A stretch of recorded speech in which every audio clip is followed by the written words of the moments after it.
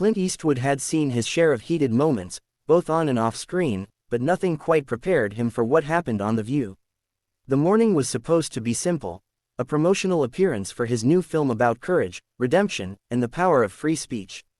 The producers had begged him to come. "It'll be good for the audience, Clint," they'd said. "Just talk about the movie, maybe share a few old Hollywood stories." He had agreed reluctantly. Clint wasn't one for daytime talk shows, especially ones known for political brawls rather than conversation. But he respected the platform, or at least, he thought he did. As he arrived at the studio, a few stagehands whispered to one another. The air was heavy, as if everyone sensed the brewing storm. Dressed in his usual understated style, dark jacket, jeans, and that signature squint, Clint looked every bit the legend he was. The moment he stepped onto the set, the crowd erupted into applause. Even Joy Behar managed a forced smile. "Welcome, Clint Eastwood," Whoopi Goldberg said, trying to set a friendly tone. "Thanks, Whoopi. Nice to be here," Clint replied, his voice gravelly but calm. At first, things went smoothly. They talked about his latest project, a film exploring the moral struggles of a war veteran who stands up against corruption. Clint spoke about the value of personal responsibility and integrity, ideas that had guided his entire career. The audience listened, spellbound. Then Joy Behar leaned forward. Her eyes narrowed slightly, the kind of look that warned everyone she was about to stir trouble. "Clint," she began, "you've made some controversial comments in the past about politics and the younger generation. Do you still stand by them?" Clint gave her that slow, knowing smile that had disarmed outlaws and villains for decades. "Well, Joy," he said, "I've lived a long life. People are free to disagree. That's what makes this country great, or used to, anyway." The studio chuckled softly, but Joy didn't. She pounced. "Are you saying America isn't great anymore because people have opinions that differ from yours?" Whoopi shot her a look, trying to cool things down, but Clint's expression didn't waver. "No," he replied, "I'm saying people forgot how to listen. Everyone's shouting, and nobody's thinking.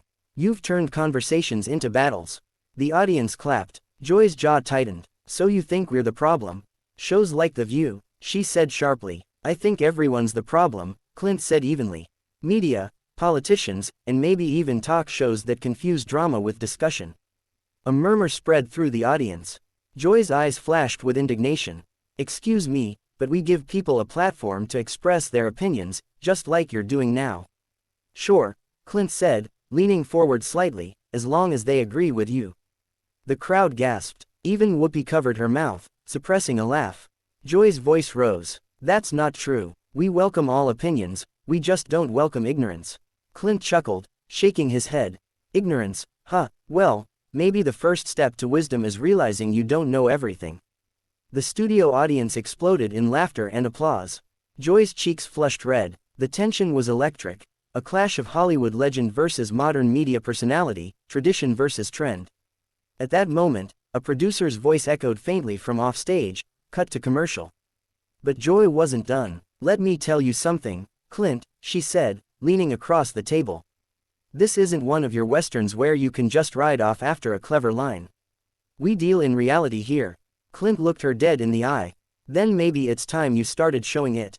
The audience went silent. You could hear the hum of the cameras. The atmosphere was so tense it felt like a scene straight out of Gran Torino. When the show cut to break, Joy stormed off, muttering under her breath. Whoopi tried to lighten the mood, laughing awkwardly. "Well, folks, that was lively." Clint just smiled. "Guess I still got it." But when the cameras came back, Joy refused to return to the table. The producers scrambled. The remaining hosts tried to carry on the interview, but the energy had shifted completely. Clint remained calm, answering questions about filmmaking and his decades-long career with his usual quiet strength. Then came the twist no one expected. After the segment, as Clint was preparing to leave, a senior producer approached him backstage. "Mr. Eastwood, I'm afraid we won't be airing the second half of your interview." There were concerns. Clint raised an eyebrow. "Concerns?" "Yes, about the tone. Some of the comments." He cut her off. "You mean the truth?" The producer hesitated. "Let's just say it didn't align with our messaging." Clint let out a dry laugh. "Well, darlin', that's the problem, isn't it? You folks don't want a conversation. You want a commercial." He tipped his head politely and walked off the set, his boots echoing through the hallway. The moment he stepped outside, a few crew members clapped quietly, like witnesses to something brave. But the story didn't end there. Within hours, clips of the exchange began circulating online. Someone from the audience had recorded the entire clash on their phone and uploaded it to social media.